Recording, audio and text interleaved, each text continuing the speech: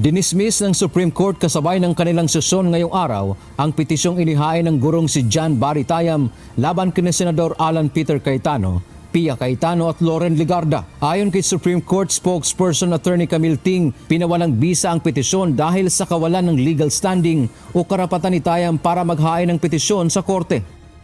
Sabi ng Supreme Court, nabigo si Tayam na ipakita na siya ay nagtamo ng direktang pinsala sa mga aksyon ng Senado na kanyang kinu-question.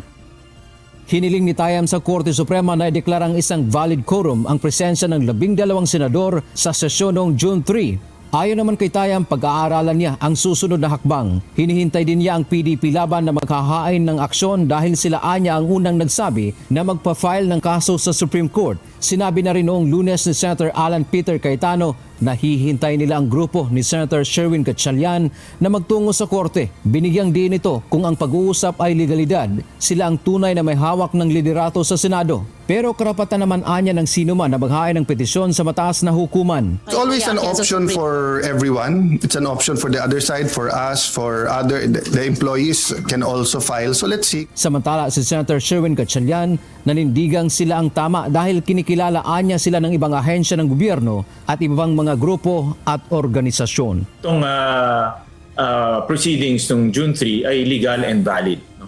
And therefore, isa lang ang Senate President Pro Tempore at isa lang ang Acting Senate President. Dante Amento, UNTV, News and Rescue. Diyos ang aming sandigan, serbisyo publiko ang aming pinahahalagahan.